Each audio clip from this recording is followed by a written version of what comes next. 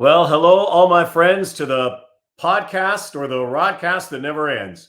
Rod Black here with you. Welcome to another episode. What a treat we have in store. First of all, happy holidays to all. You can see I'm kind of decked out with the lights, with the poinsettia, getting ready for the season. And it's always a season in my world, some sort of sports season, but it is a festive season too. And with that in mind, we've got a jolly old elf himself joining us.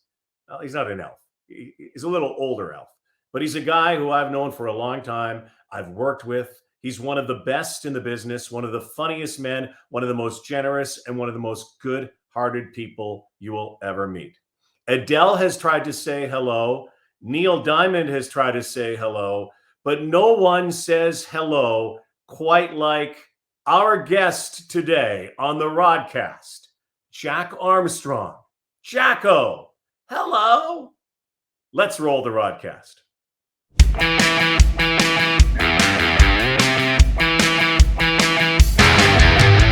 The Rodcast with Rod Black, brought to you by North Star Bets. That's a win. Now here's your host, Rod Black. John Joseph Armstrong. Jacko, you know how we start. Come on. Give it to me, brother. Give it to me. Hello. I love that. I love that. I miss that. I miss you. It's so good to see you. It's good that we're in this kind of festive spirit. I'm in the green. You're in the red, my man. And good reason. It's not quite Christmas yet, but I honestly think that Christmas is every day for Jack Armstrong. I really do. You're the gift that keeps on giving. Tell us now. Again, you're the king of coaching. You're the king of broadcast. Look at you. You got your Dina mug. You're the king. Right, you're the king, and Dina's the queen. You've done so much. You're the king of KFC. You're getting that garbage out of here. Are you the king of comedy now? What's going on here? What is going on? I don't know if I'm the gift. I hope I'm not the king of comedy. That's for sure. The good folks at Comedy Records, Rod, and thanks for having me on, obviously. It's always a joy and pleasure to be with you. And no, they asked me to do a Christmas album. And, obviously over the years, as you know, I like to belt out a few songs now and then during the holiday season. And I've never been shy in front of a microphone. So they had this idea of me doing a Christmas album. So we did 2 days of rehearsal back in April. I actually taped the album back in May, late May, for 2 days, which is pretty intense. I'd never really gone behind the scenes and did all that. And now the album is out. It's doing really well. Obviously, people can, I don't know what you call it, upload, download, whatever you might want to call on any of the major sites. And then we actually have vinyl as well. You know, the old-fashioned people that have record players. Yeah, vinyl. We have vinyl records. Do you have 8 tracks? Do you have cassettes? That's all I want to know. We don't have that. We don't have 8 tracks or cassettes or reel-to-reel Betamax. We don't have any of that. VHS. But we do have vinyl, so people can upload it, download it, whatever you want to call it, on your computer, on your phone. But if you have a record player, we also have vinyl. So it's been a lot of fun. And, it's interesting for me, Rod. Basketball has brought me joy my whole life. I started, as a little kid playing basketball at 7 years old in Brooklyn. Here I am, 59 now. It's brought me, great joy for 52 years. My best friends, my life experiences, everything come from basketball. And then having a coaching career and now a broadcasting career, it's been very joyful. And the holidays have always been something for me. As a little kid, actually, I was talking to my mom the other day, and she was putting up her Christmas tree, and she always remembers, I'm the youngest of 4 boys. I was the one in the house that was always super excited about putting up the lights and the Christmas tree and hanging the stockings and all that. And I've just always been that way. And I love the holidays. I love Christmas carols. And look, I know it's a tough time for a lot of people during the holidays as well. And I respect that. And very, just sympathetic and loving for a lot of those people that have a tough time. And I just feel like if there's a way we can bring joy to people, whether they're in a joyous mood or they're down a little bit, what better way to do it than through song? And it's for a great charity, two great charities, Special Olympics Canada and the MLSE Foundation. And you're taking this show to a club, a celebration. Am I getting an invite? That's on Tuesday, December the 6th? Yes, you absolutely have an invite. Do I get to stay? You absolutely get to stay. So I would hope you and Nancy can make it. I will be happy to have you if you I'm can there. make it. And so it's Tuesday night at the Danforth Music Hall, which is it's pretty intimidating for me. Obviously, and you have as well. We've performed on television for millions of people, and you go on the radio and you do podcasts. We've spoken in front of thousands of people at different events. Nonetheless, I've never done anything like this in my life. And when I look and people say to me, "Hey, do you realize that like James Brown, Gordon Lightfoot, Yes. Bryan Adams, Justin Bieber, yada yada yada, have all performed at the Danforth Music Hall, and now Louis here Armstrong, you are." now Jack Armstrong. So it's a wonderful world. Yeah, so I'm sitting here chatting with you today on Friday morning, December 2nd. I've done 2 days of rehearsal, and now I have another rehearsal coming up on Monday morning before I work a Raptors game, and then it's showtime Tuesday night. So I'm really excited. Oh, that's awesome. So it'll be fun. All right, so here's what we're gonna do. Before we talk some basketball and stuff, because I love talking to you. I got my little Elf's hat on there, buddy. Okay, so here's my favorite song. I don't know if this is part of your repertoire, but here's a little rehearsal for you. We're gonna get it going. This is my favorite. I could sing this song in March, April, and May. You know pretty much everything about me. You might not know that this is my favorite song of all time. Are you ready? And just join in, okay? I'm ready.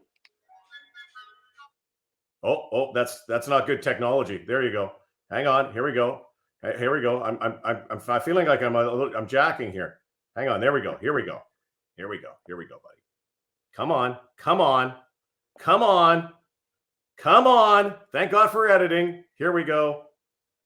Okay, here we go. I didn't put the volume up. Okay, here you are. Oh, geez, Jack. Sorry. I know the song you want to sing. Oh, the weather. Oh, hang on. I want you to get. Here it is. Okay, we can edit this part. Hang on. Okay.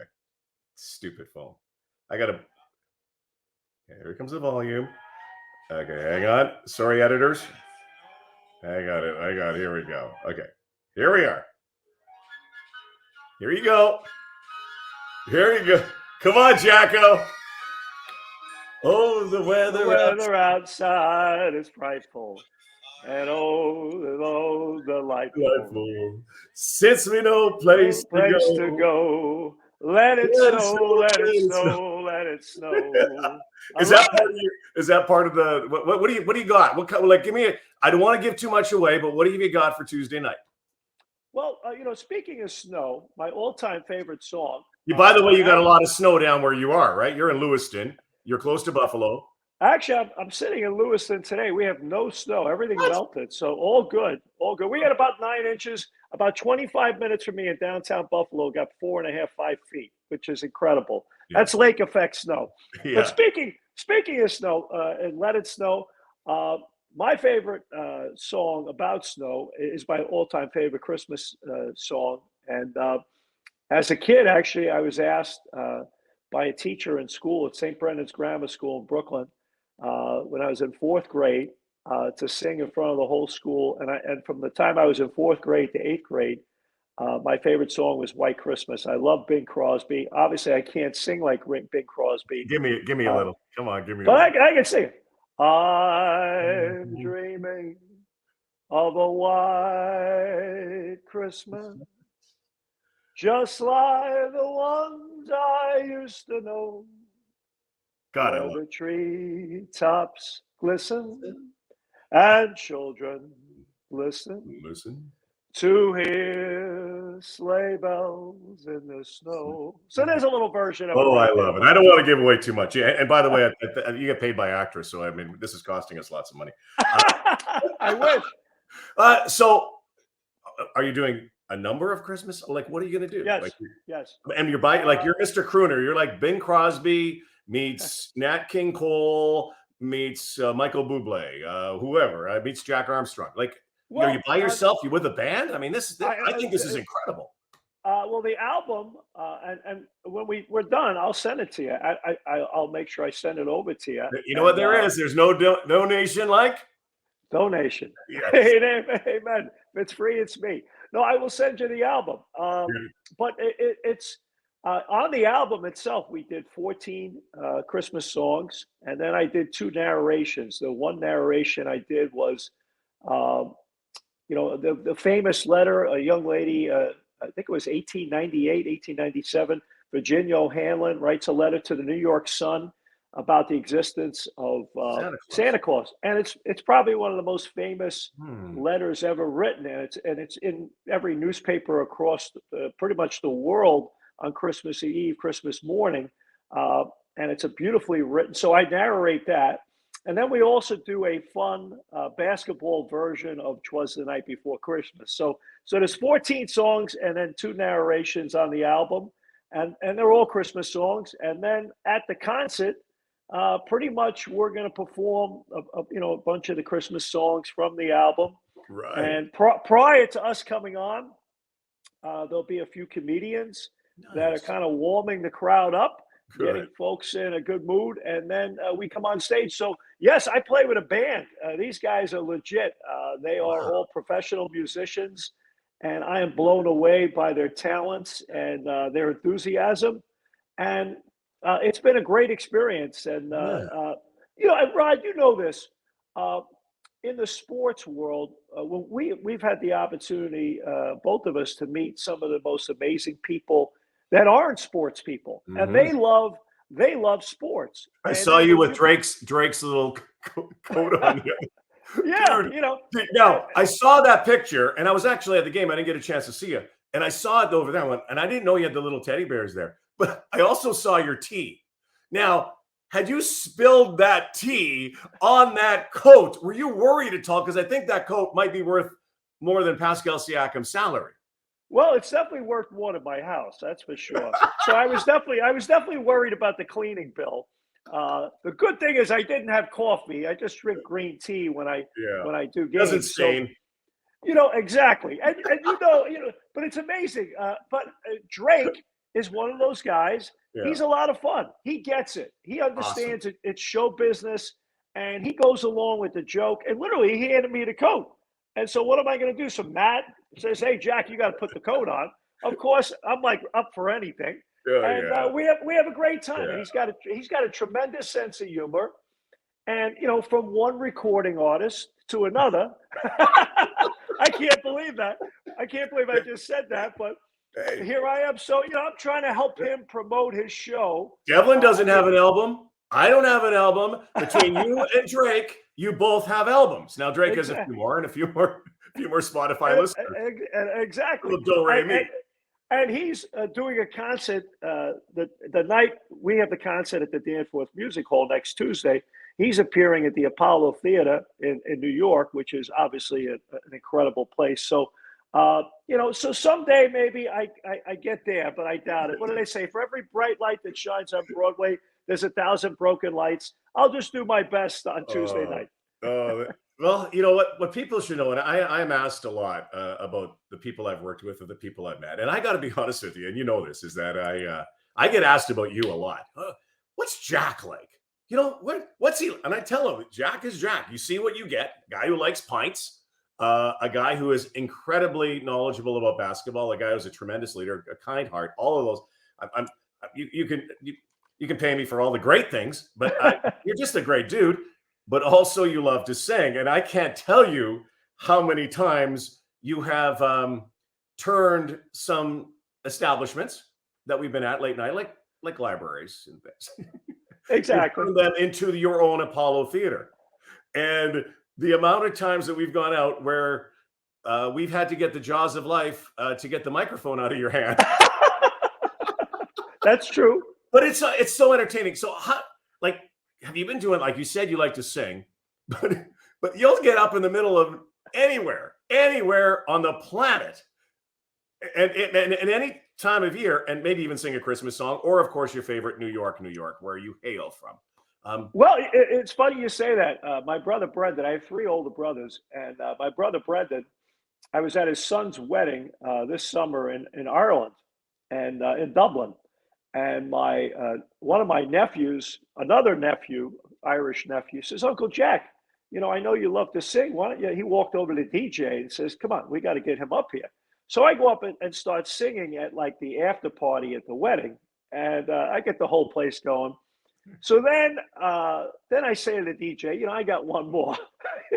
so so I'm up there. I have another one, and so I've heard that. finally, my brother Brendan, who's got an amazing voice. I stink. He's really good. He plays the accordion. He's a tremendous Irish singer. Oh man! And he's like, "Hey, wait a minute! I'm paying for the wedding, and you're up here singing. This is what I do." So no, it's just like typical. We had a lot of fun with it, but no, I'm not shy. But I love celebration and joy and music, and it brings a smile to people's face, and it's a lot of fun.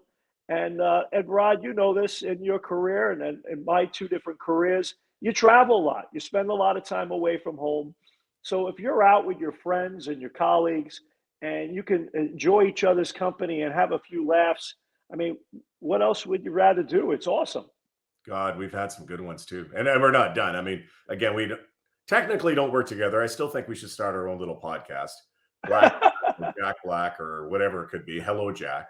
But I do think of some of our great moments, and clearly they revolve around the Raptors and winning and success. I think some of it also revolves around the failures around the team, and the team, quite frankly, in some years really sucked, but it gave you a really good stepping stone into what became that championship. But also it's the other times, some of the other events we've gone to, and some of the hits that we've had to do.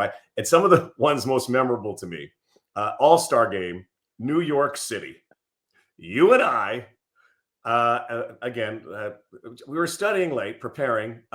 Downtown New York City might have been the coldest night of forever.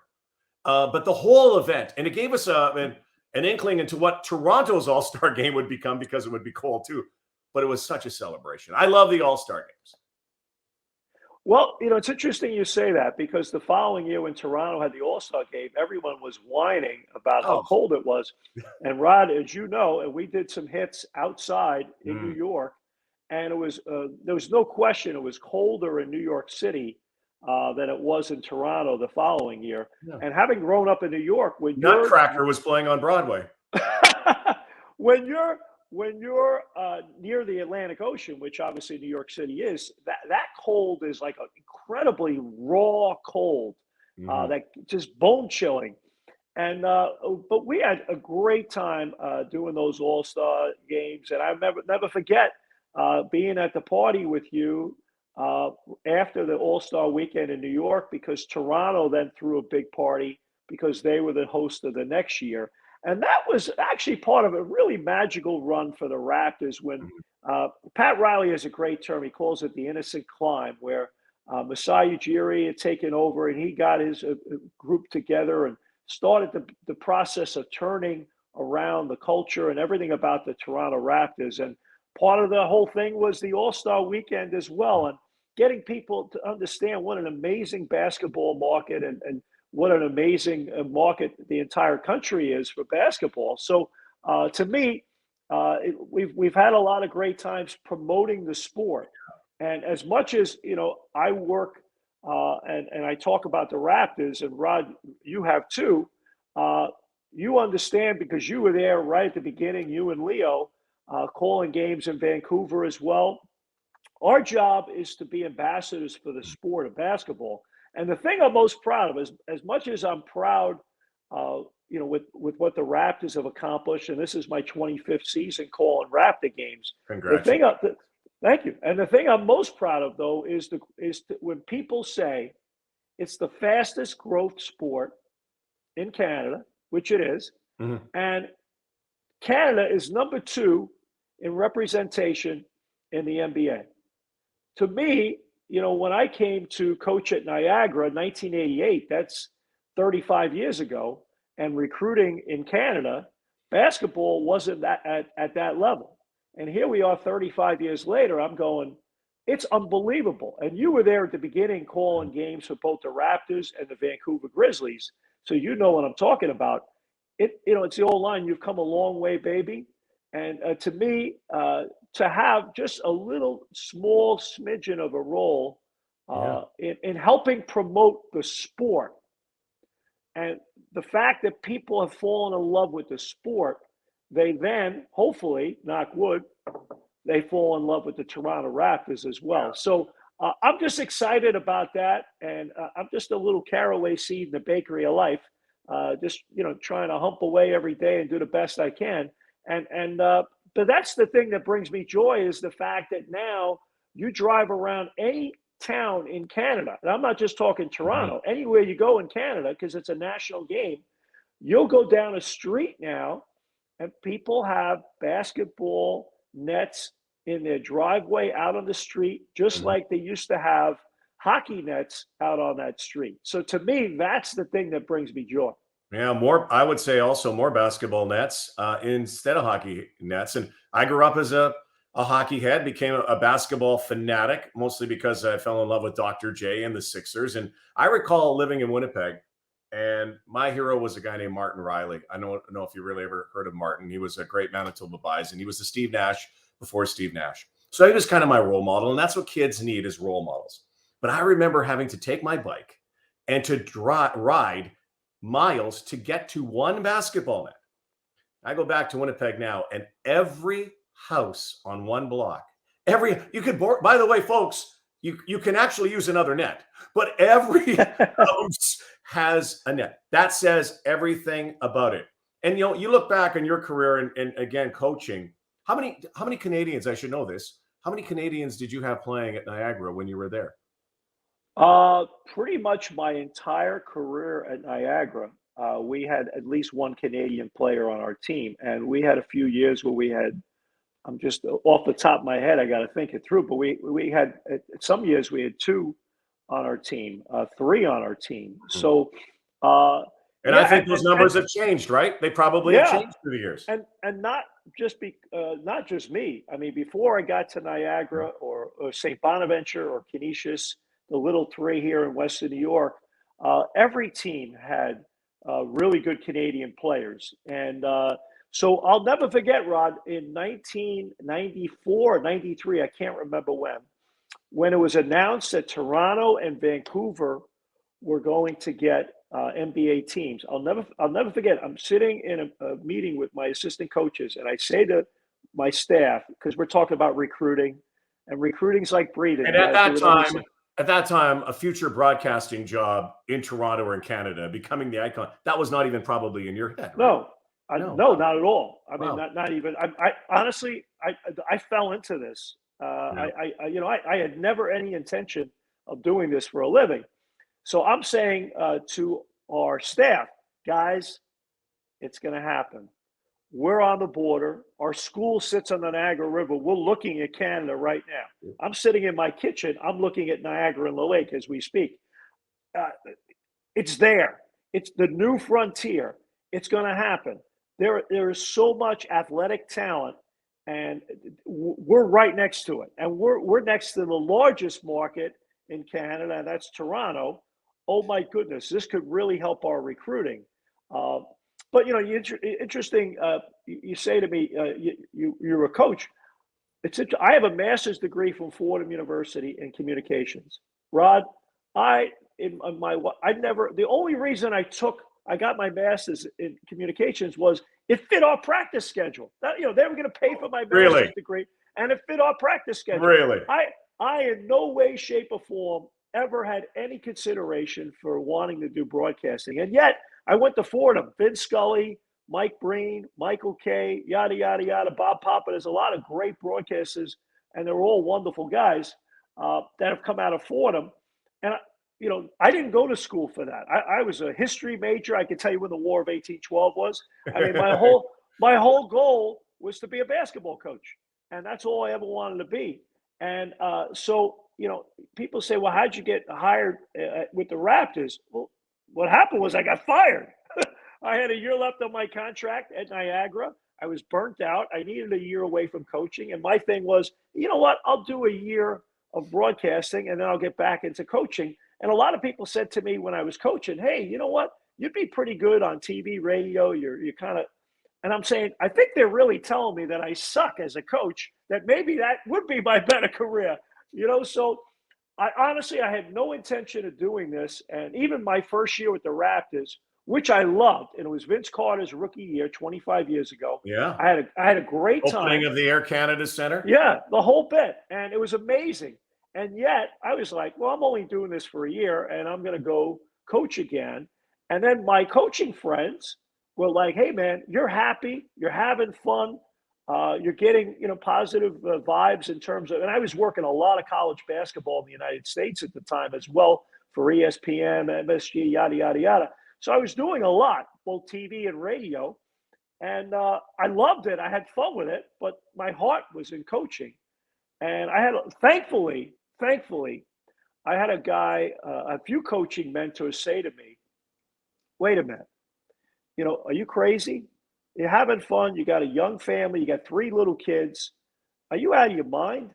You're going to go coach at, whatever. You're going to go be an assistant coach at a big powered school like, Connecticut or Notre Dame or North Carolina, whatever, for a few years. And then you're going to become a head coach again somewhere else.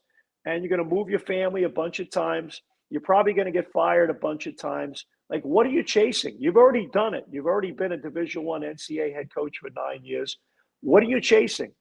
Aren't you supposed to be chasing happiness? Aren't you supposed to be a good husband, good father? Get over yourself and think about things that really matter in your life. And that was the advice I got. And bang, it hit me by a 2x4 in my face. And I was like, you know what? I love basketball. I've had the opportunity to be a head coach. This is a different part of the journey now. And here I am in year 25 of that journey. And I'm so grateful that I didn't go back to coaching. People say, would you coach again? I'm like, absolutely no way. Yeah. That's a tough one. And the thing is, you've also had a front row seat, and and you've met, and I think we've all learned from, because we've been around them, some of the greatest leaders and coaches. I consider Sam Mitchell one who, was a colleague of all of ours, and you get to know Sam as a person and getting to know you as, again, a high profile coach, Leo, who's a coach. I do find coaches coach even when they're not coaching. Do you know what I mean? And I think those lessons, I think we all can take from. And I know you do a lot of speaking engagements. You do still a lot of seminars. You give a lot of people some great advice. You have for me and my kids as well. But it is interesting. Once you're a coach, that kind of mentality exists. And I think every coach takes from a lot of different people. I do. I have so many mentors from a coaching perspective that influenced me, as a young coach. Even now, I have people that have become broadcast mentors to me that are ex-coaches, that were analysts, that are analysts, that have really taught me the ins and outs of what it takes to be a good analyst, the ingredients. And so, yeah, I think, Rod, and you know this, organization is a big part of that. Someone said, like football coaches, it's amazing. Football coaches make, in my opinion, great CEOs because they have to manage a ton of different people. I mean, your organizational skills have to be off the charts to be a head football coach, whether it be in the CFL, the NFL, a major NCAA program. Your attention to detail and your ability to tie it all together is amazing. I would say, it's funny. I'm sitting at my kitchen table, and I'll just show you. Like that's. I've seen It's my calendar. Like I am old school. I write everything down. I'm a big believer in the 5 Ps. Proper planning prevents poor performance. When you go into something, if you're prepared, that gives you confidence. And when you're confident, you're going to perform at the best of your ability. And to me, coaching taught me so much. Playing sports taught me so much. failure teaches you so much. I think as we both know, success and failure are kind of a little bit imposters. You can't get too big ahead, or you can't get too down on yourself. One of my mentors as a young coach was Lou Carnesecca, the Hall of Fame of St. John's, coached a good friend, Chris Mullen, and Mark Jackson at St. John's, to name a few. And he has a great line. He says, "Peacock today, feather duster tomorrow. Stay humble. Always stay humble. And, don't, when people compliment you, take it kindly and thank you, but don't really take it all that much in. And when people rip you, okay, why are they saying that? Learn from it, but nonetheless, don't let it live inside your head." And to me, I can't thank that orange ball enough, Rod, because playing, coaching, and now broadcasting, it's made me become more reflective and think through things a lot better.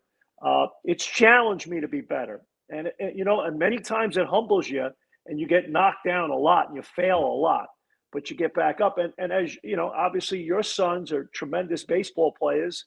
And, I know your family very well. They're beautiful kids. And all about the topsy-turvy ride of what your own kids go through, nonetheless, the athletes we cover. Yeah. And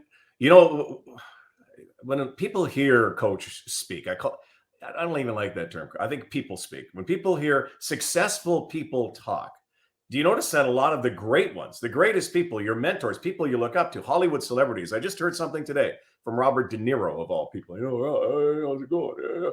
And he says, chill. He said, when things are successful, chill. Just be cool, because that is like a tightrope. The peacock and the feather duster it's so finite that all of our lives are walking on that tightrope. And it's the next step that you have to take, and make sure you do it with clarity. And I thought it was fascinating. I really do find, and I by the way, I must compliment you through the years too, because if you're watching a Raptors broadcast or you're watching a speaker, being around you, is that you have that input, which I've always loved your saying. I've kind of stolen it a couple of times. I should pay you. That input equals output. I really believe that. Yeah, I believe it too. And it's interesting. I had a young man who's doing a project for university, and he said, I asked my professor if I could do a profile of you. So I've spoken to him on 3 different occasions, and our schedules are so crazy. It's literally, I'm driving in my car at 10:30 at night, coming home from a Raptor game, and I'm spending 45 minutes on the phone chatting with him.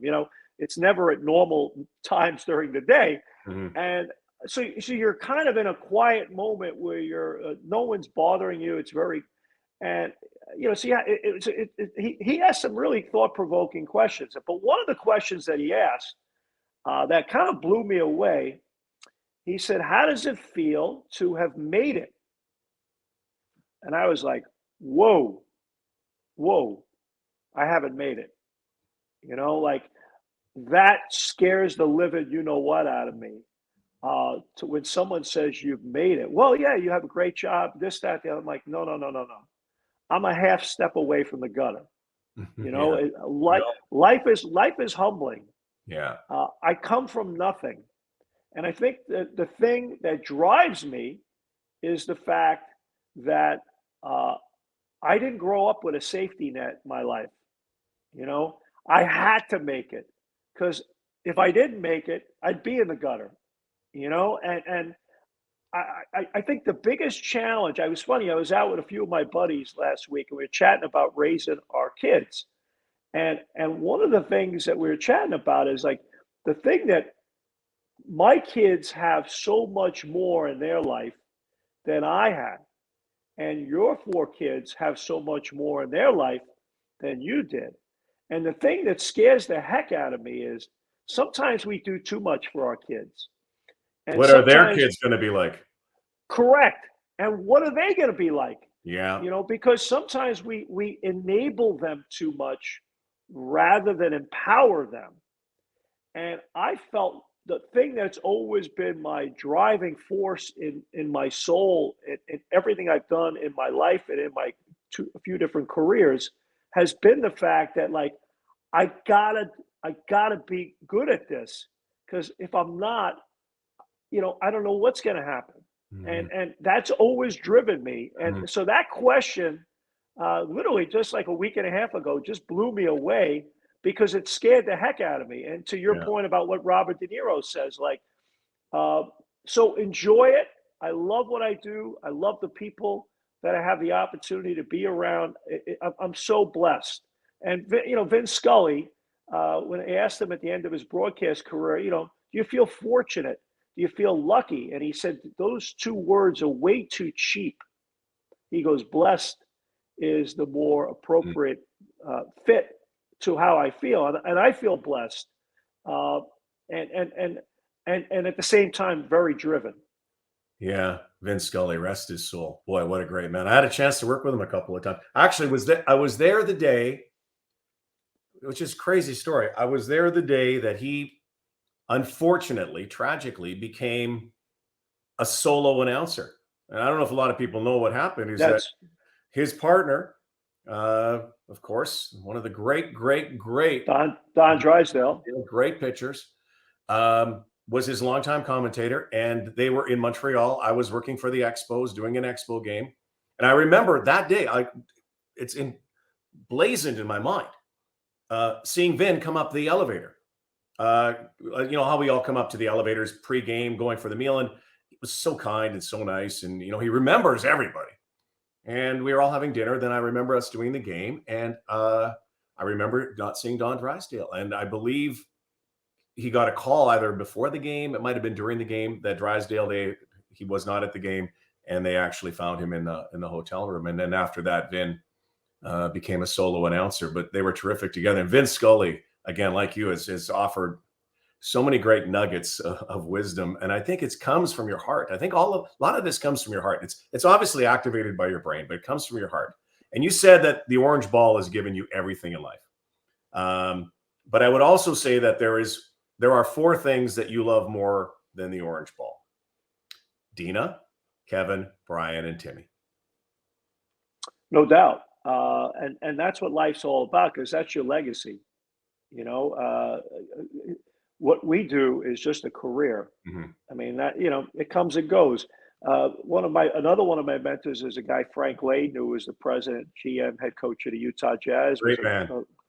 played and coached at Niagara. He and UB Brown were classmates, and UB's been great to me. And Frank has a great line. He always says, "The job doesn't love you back." And he said that to me when I coached, and he has said that to me when you're rising up the ranks as a broadcaster. He says, always never lose sight of what matters. And to me, having been fired as a coach, you find out who your friends are, and you find out when you go through tough times who returns your phone calls, who's got your back, who still is connected with you and in your life. And to me, that's an important thing, because I said earlier, success and failure, they're two imposters. Mhm. It's the core of your relationships with people, the soul, that connection, that emotional connection that you have as human beings, that counts. And so, to me, like, as a husband and father, I couldn't be more proud of my three sons, and my wife and What I an adopted unbelievable three for the boys. listeners and viewers, Jack. Take us through the journey with your boys, who are remarkable, extraordinary humans, and they've got loving parents. But take us through, and it's been documented. But for those that don't know, tell us the story of your family.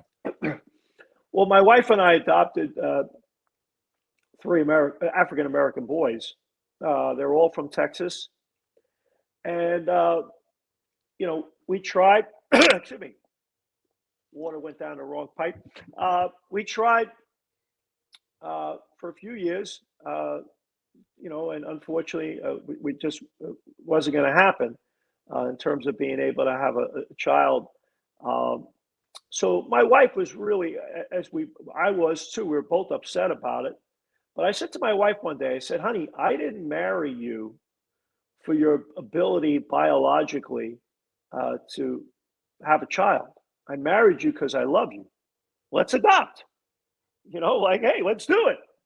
And I had a I coaching also heard rumors that you married her because you thought that she'd make a very good assistant coach in a basketball team because you coached the soccer team. She was she was an NCAA women's Division I head coach in soccer at Niagara, and she was also an NCAA assistant coach Division I at Niagara University for basketball. So, so she knows. Believe me, she knows her. She's a very on top of her game in terms of sports, and. But I said to her, "Let's adopt." And I had a friend of mine who was an assistant coach at Fordham. He and I were colleagues, and then he had a young family, and he got out of coaching, had his own business, and was a high school coach in New York. And I was recruiting actually one of his players, who we ended up signing at Niagara. And so we're out to dinner in New York, and he and his wife had adopted two little boys, and they were both African American boys. And I was like, that's awesome. I love that. And look, I'm in the basketball business. I'm around young Black athletes every day. I grew up in basketball. I'm very comfortable with this. So we called the same adoption agency he and his wife had adopted from. And they said, well, what would you like to do? And we said, we'd like to adopt some kids. So they said, well, what would you like? And we were like, what do you mean what we were like? We'll take whatever you got. I mean, well, they said, we have a harder time placing young Black boys with families. And we're like, count us in. We're in. So we got one. And then, 6 months later, we have another one. And they say, well, we actually have this. We'll take him too. So we had three little boys in diapers at the same time. Awesome. It was chaos. And right in the middle of all this, I got fired as the head coach at Niagara. Now I'm starting a new career in broadcasting. I don't know what's going to happen in my life or with my career if I'm going to, and I said that earlier. And here's my wife, who had a very successful career. She had gotten out of coaching when we started adopting our boys, and she had a very successful career as a vice president treasurer of her family's company. And now she has to manage raising three little boys. She's got a career, and I'm traveling all over North America as an NBA and college basketball broadcaster, trying to figure out whether I want to do this or go back into coaching again. And so, I love my kids. They're amazing, and I'm so proud of them. And they're all in their 20s now and out and about doing their thing. And I can't thank my wife enough. She is just an absolute rock star. And I absolutely overachieved, as you did as well with Nancy. Yes. And yes, because, no, it's true. And because for you to have, a successful career, you need that person that takes the kids to the hockey rink and soccer practices and basketball practices and tutors and the absolute utter chaos of having three little boys all around the same age. And obviously you with four, you can relate. And for us, getting those looks, walking through an airport or at a stadium or at an arena or whatever, and you're holding, you're with, and this is 98, 99, 2000, whatever. It's a little different then than it is now in terms of people looking at you saying, who are you people with these little kids? And I couldn't love a biological son or daughter any more than I love my three sons. And my wife's family. I know your sons feel the same way. Well, my wife's family, my family have been phenomenal. Our friends, colleagues like you, it's been a great journey. And look, there's challenges because, I have to think as a father of three Black sons. That's how I view the world, because and by the way, still a very different world. I mean, that must have been really tough for you to navigate and process, especially with what went on a couple of years ago and the Black Lives Matter movement, which was very, very important, still very important. But, I think we are getting better as a society. We still have a lot of work to do, but my goodness, you live that. I have lived it. And, DWB, driving while black, having sons that for no reason just get pulled over, uh, because of the color of their skin. Mhm. I had one of my sons, he was followed home by police and he pulled up to our house and he got out of the car and they're like, "What are you doing?" He goes, "What do you mean, what am I doing? I live here." "You don't live here." "What do you mean you don't live here?" "I live here."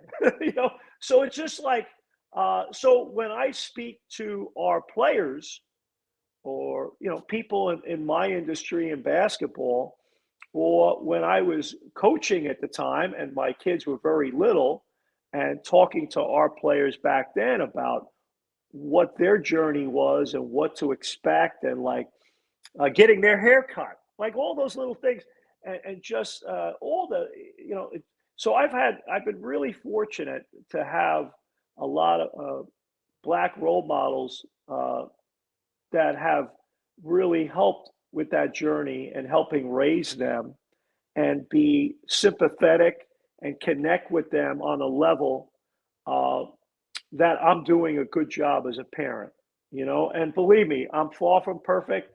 I've failed many times, and There's no instruction manual to this thing. there's no book. There's no No. book. Uh, so, uh, you know, people say to you, and you mentioned what happened a few years ago, and people say, "Well, how do you feel about the movement?" And my answer has always been, "I've lived the movement." There's a lot of people out there that talk a good game about the movement. It's different if you actually put your what on the line and Yeah. say, "Well, actually, I'm going to live it," and I feel proud of the fact that my wife and I have lived it, that we uh, did this. And at the same time, people say to you, "Hey, what a great thing you and your wife did." I'm like, "No, no, no, no, you got it all wrong. Uh, our life wouldn't be the same. We would just be a couple." And Mhm. that's nice. And I love my wife dearly. And I hope I think we're a great couple. She's still putting up with me for close to 30 years. So I think we are. Yeah. But nonetheless, what really matters is that they've made our life whole. I mean, we're a family, and families aren't cookie cutter ideal.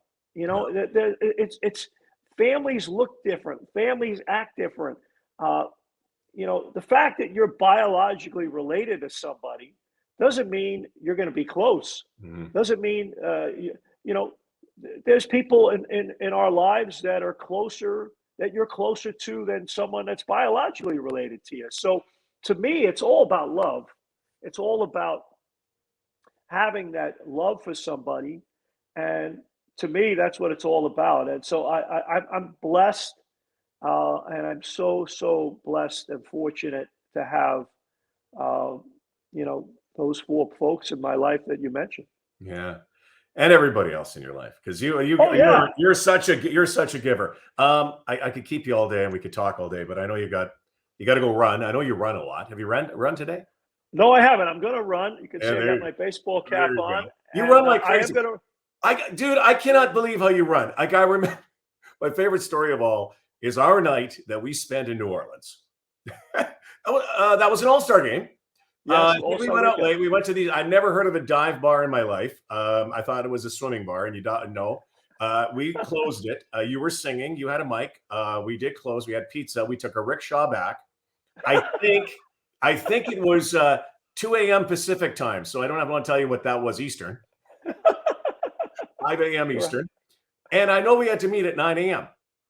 And I'll never forget. I'm down in the lobby at like 10 to 9, and I'm just like hurting. And here comes Jack running up the hill, got a sweat on. Hey guys, ready to go. Just after another. Do you run every day? Pretty much. Anytime I get a chance. I mean, obviously there'll be a few days here and there because of travel. It screws up. I just can't do it. But I pretty much every day. I mean, like during off season, I'm running 7 days a week. During the season, at least six, and if I can fit it in, I'm doing seven. There are days where the weather is so bad, I'll have to do a treadmill. I call it the dreadmill. Um, I hate it, but I love being outdoors. I love running. Today I will run on the Niagara River, and I look at Canada while I'm running. It's beautiful. I look at Niagara and the lake, and it's great. I love it. It clears the head. I listen to music. It's just a great way of really kind of getting yourself recentered. Mm-hmm. And for me, it's therapeutic. It's really important. It's an important part of my life. You have so many interests, so many things. You're fascinating, as I've always said to you. You've got a lot of catchphrases.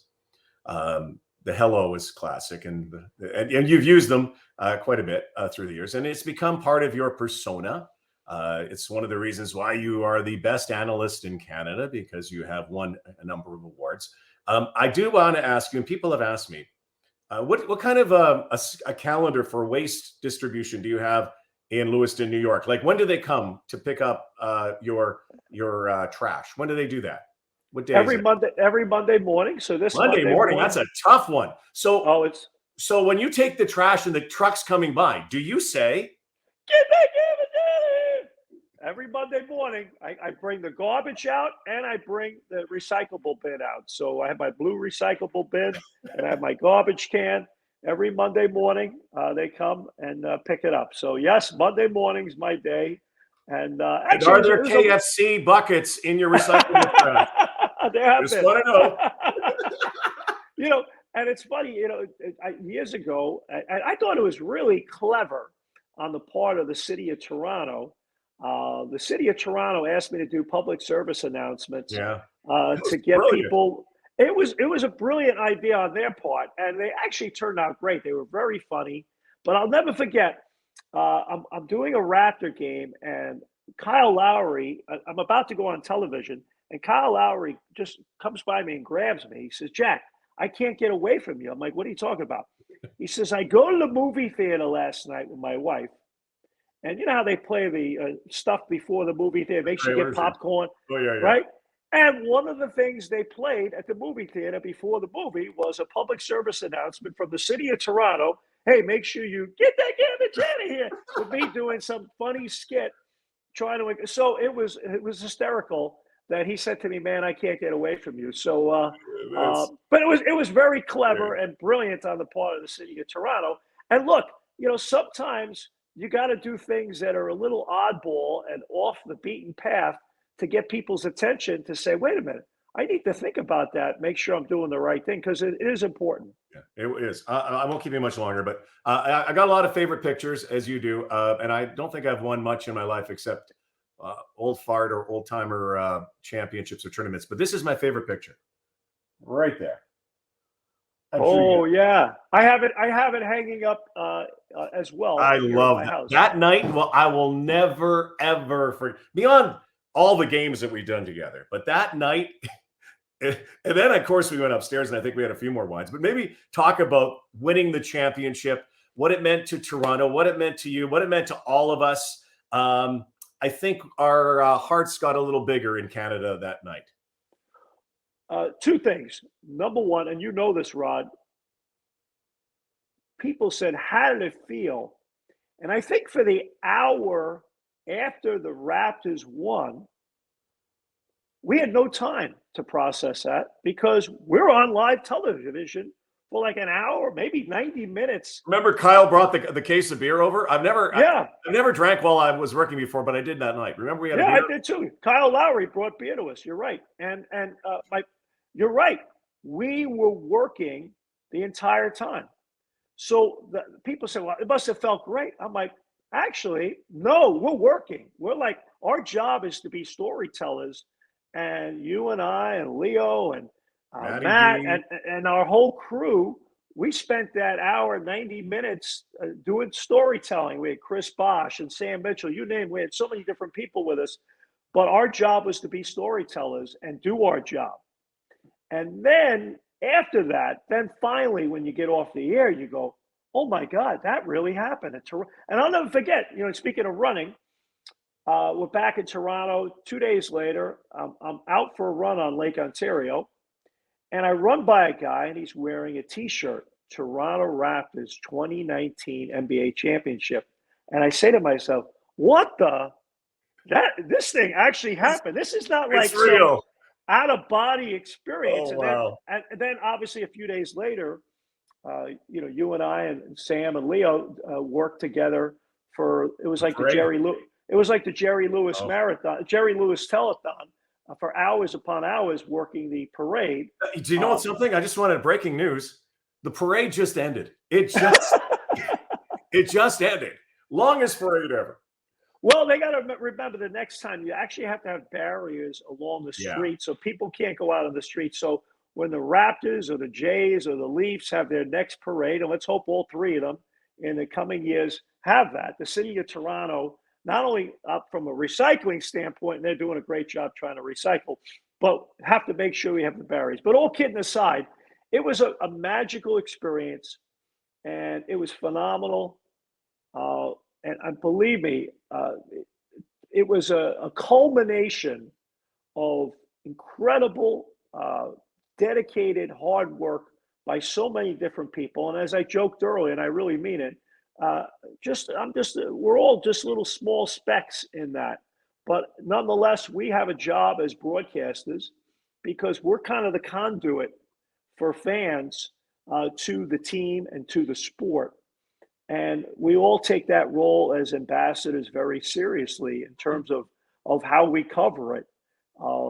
So to me, that was the greatest thing. And Rod, I learned this a long time ago, and we were talking about Vince Scully, and you think about generational grandparents, parents, kids.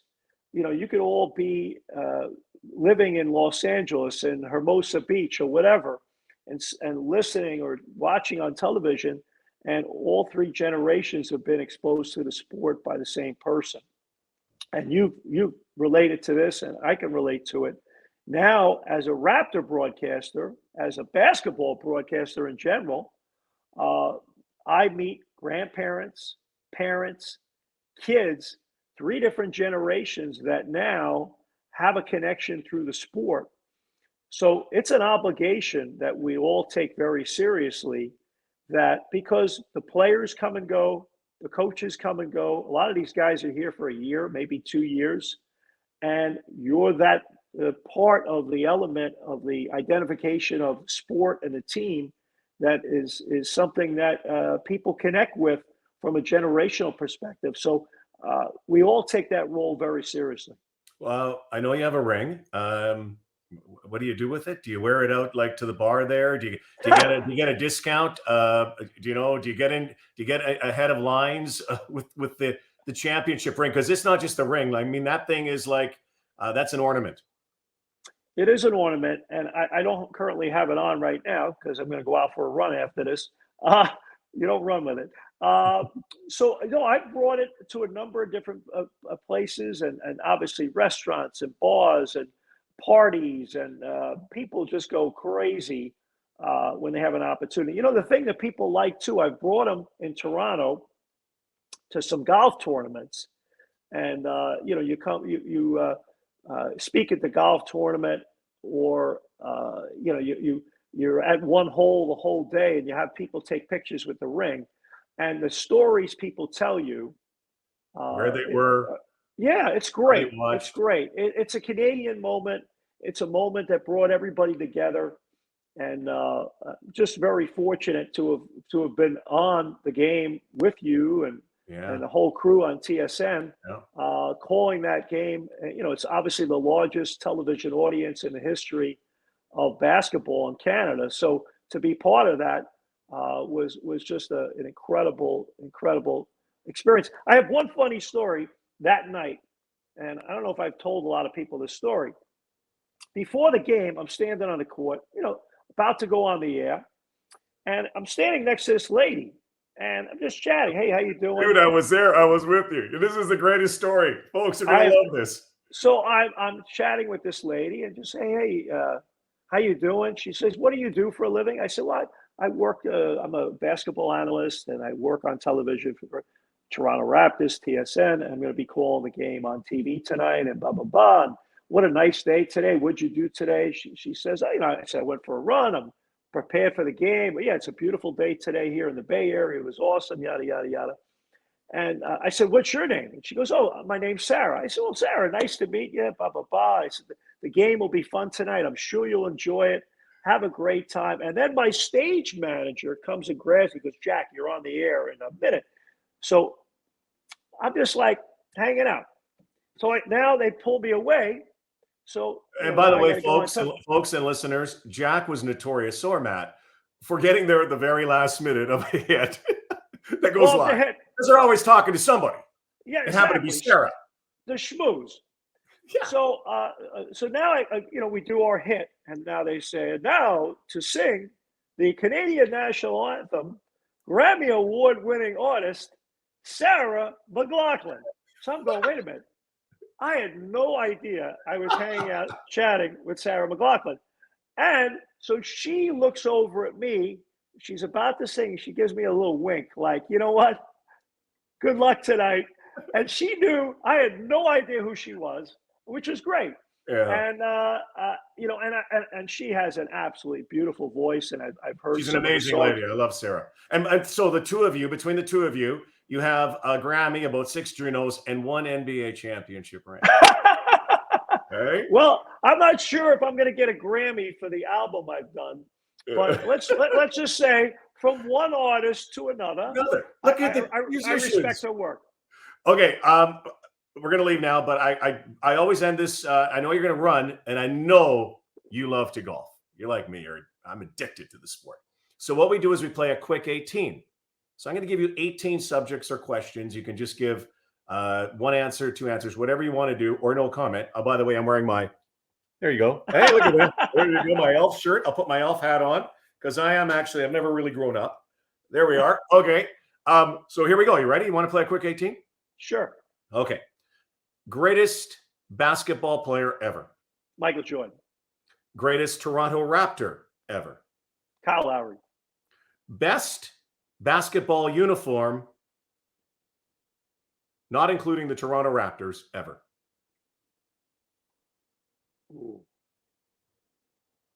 I would say, the Celtics is probably the most iconic uniform. Yeah, I'd say that. Plus, I'm Irish, even though I hate the Celtics. Yeah.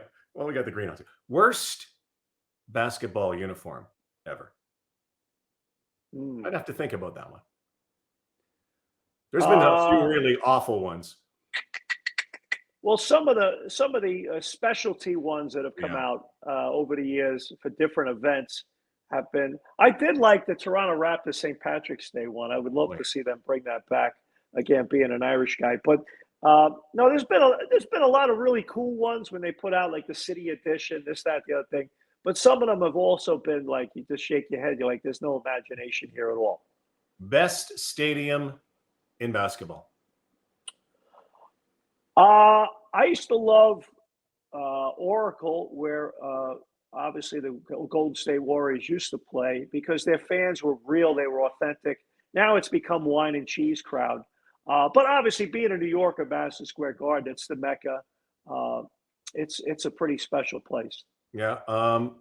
The worst arena or stadium ever, and it could be any sport. It doesn't have to be basketball.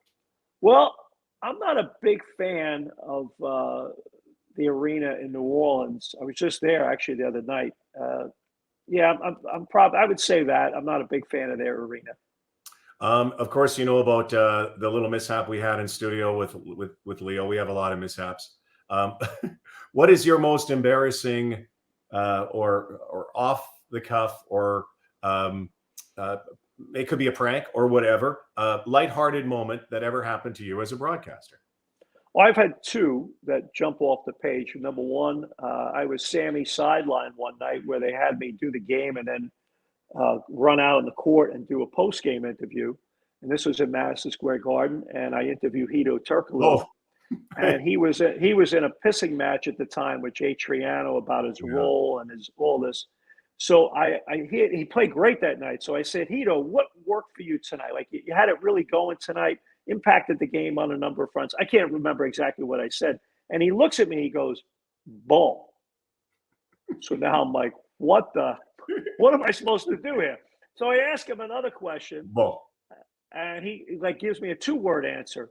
So now I am the punchline for everybody. Like, look at this moron guy asking this guy questions, and the guy gives a 1-word, 2-word answer. So that blew up all over North America. And then the other one was obviously last season. I really messed up on the air. I didn't know what I did, but we had a speaker on fire at the Air Canada. Excuse me, at the Scotiabank Arena. So there was a Justin Bieber concert the night before. A speaker goes on fire, so now they have to clear out one of the end zones, and then they decide, the Toronto Fire Department decides to evacuate the whole building. Now, this was still COVID, and we were playing some nights with no fans, and now we have the fans back, and now the fans have to leave. People are like, how much more do I have to put up with? So now we're on live television, Matt and I, talking about, the Toronto Fire Department's climbing up to the roof and doing this, that, the other thing. And the game was terrible. The Raptors were up like 30. So now finally, they get the fire out. There's no fans. The players and coaches come back, and now they finish the game. And the Raptors are up 30. So finally, I just say to Matt, I don't even know what time. I just said to him, I said, Matt, I feel like I'm a news guy. Like, I feel like, CNN or Fox or CTV or whatever, like, I felt like a news guy here tonight where we're talking about the fire department, this, that. I said, I feel like that anchorman guy, Ron. But I unfortunately used the wrong Ron. And it's another famous Ron, but it slipped. And so Matt Devlin, literally, if people haven't seen the video, it's hysterical. Matt literally falls off his chair, howling, crying. And because he knows I don't know what I just said. And the guys in a TV truck are freaking out.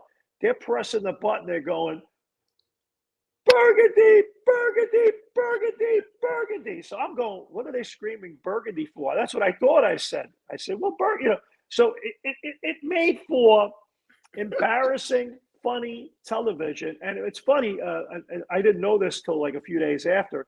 It was the #1 trending thing in Canada that day when that happened, because people said this is like hysterical television.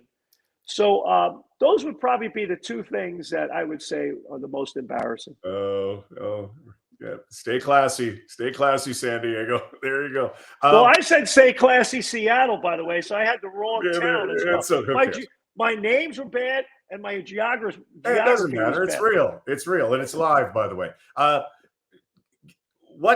Give me something that, and I know a lot about him, but a lot of people don't know about. Give me something that people do not know about Matt Devlin. I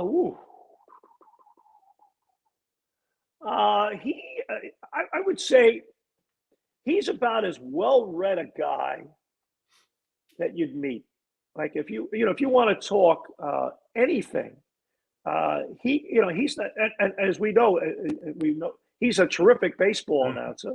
He's done football. He's done he could do camel jockey racing, and he's that good. Okay, like he's just whatever sport you had him do, he could do it.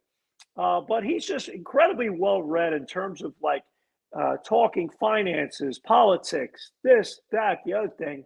He's a really bright guy, and he's very well-rounded. So I think sometimes people just see sportscasters as sportscasters, but Matt is one of those guys, if you're out to dinner with him, and I've done a lot of dinners with him over the years where we spend time with some really prominent people on behalf of MLSC. We go to dinner with these sponsors and different leaders of corporations and stuff.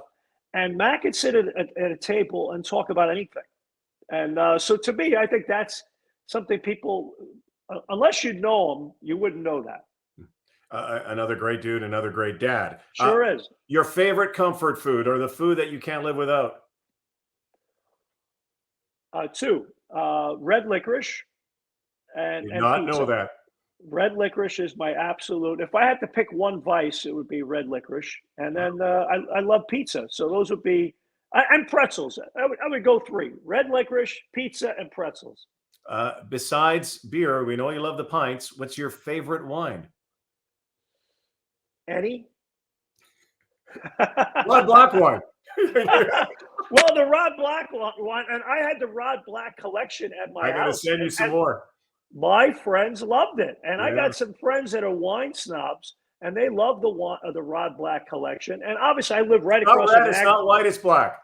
I mean, I live literally right across from some great vineyards right here in Niagara on Yeah, the Lake, and the Niagara Parkway is right across from me. And I've done a lot of different wine tours in Niagara on the Lake over the years. I love Niagara on the Lake. So yeah, I love red wine. I would say red, but I'm not one of those wine snobs. I'll drink anything. Hey man, if it's in a Not like brown, some of the friends we have. yeah, if it's in a brown paper bag, I'll drink it. Who cares? That's funny. Favorite TV show ever? Ooh. Oh, definitely the Honeymooners. Jackie Gleason, To Mark the Carney. moon. Yeah, and I grew up in New York. I mean, it's based upon a bus driver in Brooklyn, so no doubt. I mean, the Honeymooners. Greatest movie of all time. Woo. Huh. People are going to give me the movie I love. I'm going to say it. People are going to laugh at me, but The Sound of Music. I love the music. I love the movie The Sound of Music. That's a good one. It's a great movie. I love it.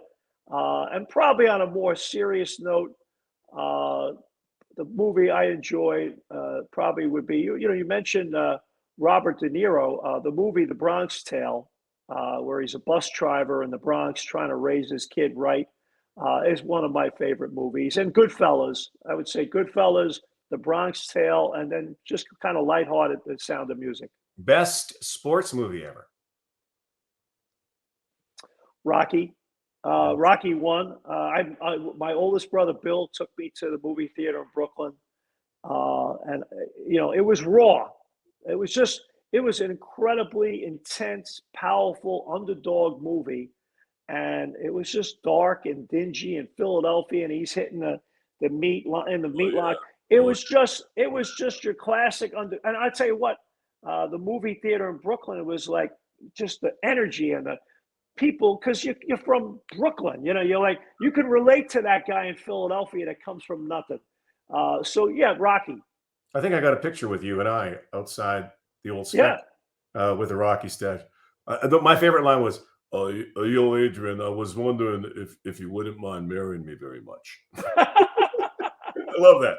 Okay, quickly, best binge show that you've been watching. Did you watch any binge shows? No, never have. I just honestly, Rod, I don't watch other than unless they have numbers on their back. You're right. I don't. I like to read. I like to get away from it. I watch sports because it's my job, and I love it. And I'm also passionate about baseball and football and hockey and all that. I mean, I love sports, but I don't really, honestly, everyone's saying, hey, you got to watch, this series. And I mean, I never even watched The Sopranos or Peaky Blinders or any of that stuff. I haven't seen any of that stuff. So maybe years and years from now, when I retire, I'll sit down and actually watch a series. But I'm still behind. I'm still behind on all the books I'm trying to read. So I love to read. I just started watching Seinfeld. Yeah, no. I mean, if I have a free hour, I'm going to spend that hour reading, not watching the two. I probably shouldn't say that being in the TV business, but it's the truth. As long as people are watching you. Besides New York, what song do you put in the jukebox right away? Your number one go-to first hit in the jukebox. For our listeners and our viewers, a jukebox is a thing that's in some bars. You put money in and you actually have records inside and they play them. Wow. Well, I love the Beatles. If I'm in an Irish pub, I would probably put an Irish song in, probably the Wild Rover song, or one of the great Irish songs. I love the Beatles. I love Springsteen, the Stones, Sinatra. Just all over the map. But one of those types of singers, depending on what's on the jukebox. 4 people, past or present, you've heard this one many times, that you would love to sit down and have dinner with all together. Oh, no one's ever asked me this question, actually. I know I've heard it asked to other people. Well, definitely number one, my father. Mhm. My dad died when I was 7. So that to me would be an incredibly emotional thing to. Uh, but that is a number one. I would want my dad there. Um, wow. Maybe you said a Um, number one. Maybe Sinatra's at the table too. I I could think of respect. I love Sinatra. I Yeah. could think of more. Uh, oh man. Um, I would say probably Dr. Martin Luther King, Mhm. uh, Winston Churchill, Abraham Lincoln. Those That's would a be great some table, other. Those would be it'd be a very interesting conversation. especially with your dad. How Yeah, about my you? dad. My dad. Well, plus my dad sitting with a British guy at Winston Churchill. I'm not sure how well that would go, but Uh, uh, but I'm sure Abraham Lincoln and Dr. King would keep the peace at the table. But those would be four. okay. Speaking of four, give me your Mount Jack Moore. Your Mount Jack Moore, the greatest athletes of all time. You can add some as well. Hmm. Well, Michael Jordan. My personal okay. Yeah. Michael Jordan.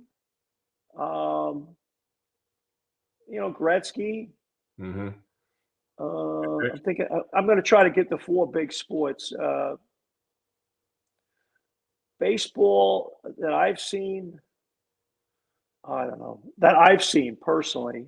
I'm going to go Willie Mays, and then football. I'm having a hard time saying this. You're I going to say can't Tom believe Brady. Don't say Tom I Brady. can't believe I'm saying this. Tom Brady. It's You're going to Tom say Brady.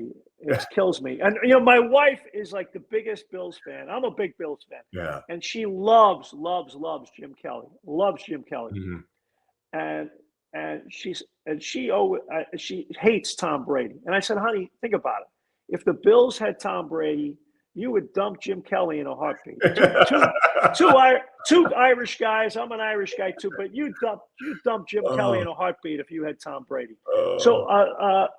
like I hated him, but if he played for my team, I'd love him. So those would be my four. Three left. Jack Armstrong's bucket list thing that you have to do still. You probably have a few. We all do. But what's one that's near the top of your bucket list? Probably number one on my bucket list right now is I want to do Oktoberfest in Germany. That to me is, Tiki you know, zagi, tiki zagi, hoi, hoi, hoi. Tiki zagi, hoi, hoi, I've never, hoi. I've never done it, and I'm a beer drinker, and We did that do it. would We be tried to do it one night in Milwaukee, Jacko. yes, we've done that. But I definitely that's on my bucket list. That would probably be number one. The other one would be, and this is kind of being traditional and old fashioned, but I would love to go New York to London on a cruise ship and just sail across the Atlantic Ocean and have a few nights where you wear a tuxedo, have a martini, and enjoy a nice dinner and sit out on the deck and read a book. Oh, wow. Everyone goes to cruise, and I've been fortunate enough to go on some pretty cool cruises in different places of the world. But that would be like, to me, that's like ultimate traditional. And then go to a place like London, which is a fabulous city, one of my favorite cities in the world, and spend a few days there. They would probably be the two. If I, Jack Armstrong, was the NBA commissioner for a day, I would. I would fix the current situation that we have right now, and that is they have to. I know they're trying like crazy to figure out scheduling and reducing the stress on players' bodies and player all that. But I think the NBA's got to come to grips with the fact that we still have an issue with the fact that we have guys missing games. Our fans pay their hard-earned money. Our corporate sponsors and partners are all in, and we need to somehow have a big boy conversation about the fact that, and let's face it, this is the reality.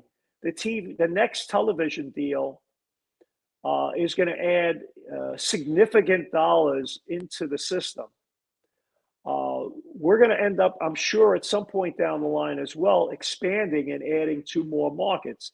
That's going to add more jobs, more opportunity, more into the system as well with franchise fees. So you add those 2 things together. And obviously, they got to get a new CBA worked out as well. I would say right now that that's an important element, that somehow, some way, there's got to be some solution. I don't know if there'll ever be an exact solution, but I think there's an elephant in the room right now. Mm-hmm. I love our players. Mm-hmm. Our players are amazing. We should celebrate our players right now. And I think too often people get caught up in the crotchety the old time players were better and this and that. No, I love to celebrate our players right now. Our players are awesome.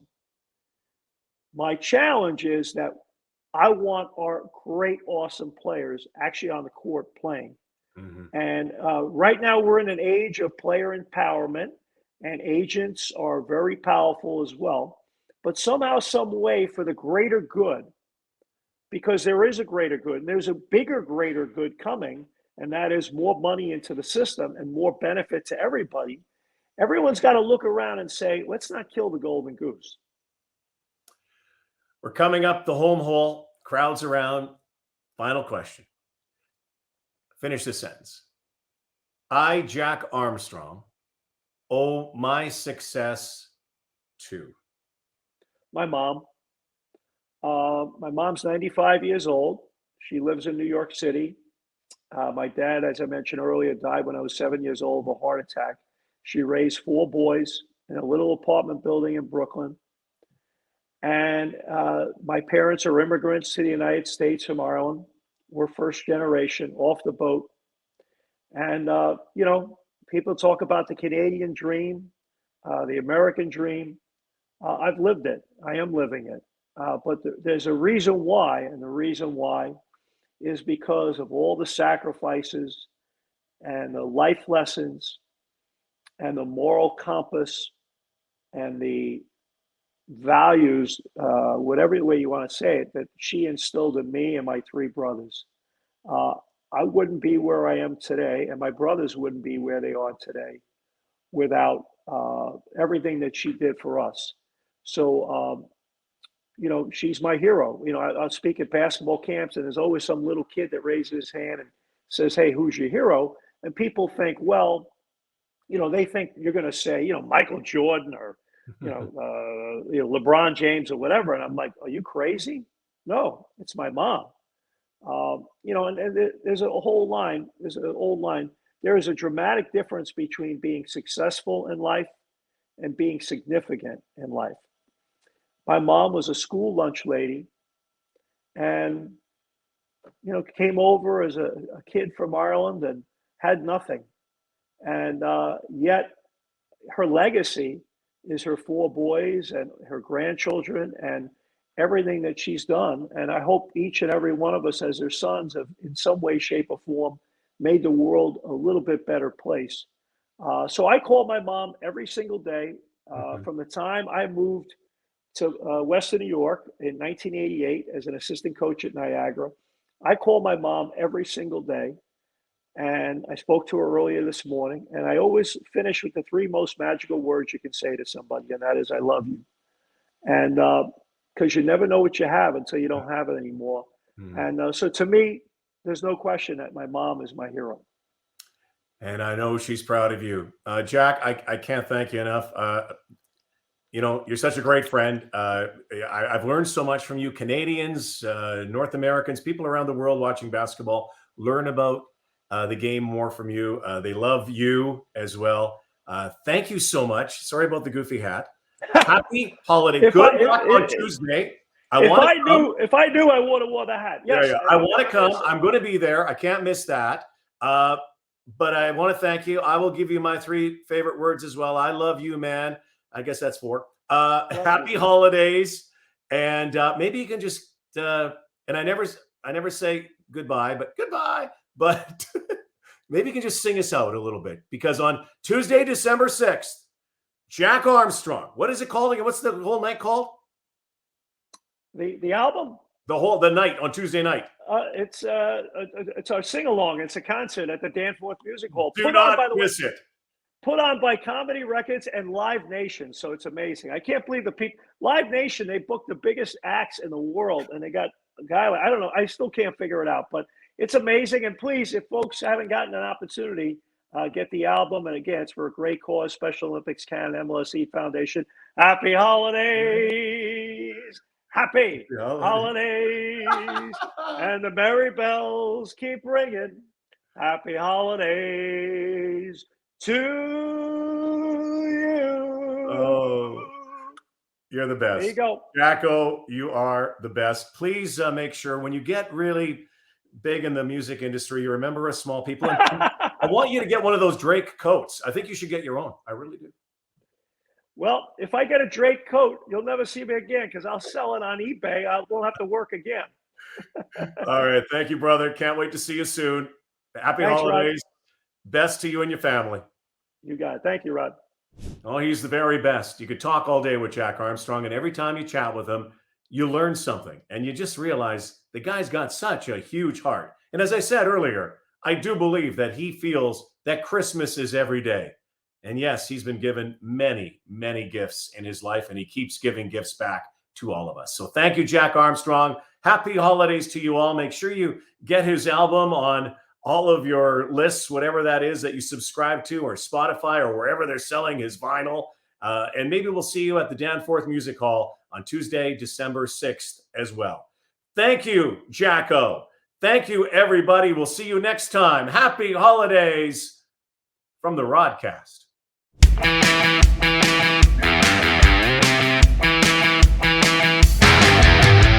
The Rodcast with Rod Black, brought to you by North Star Bets.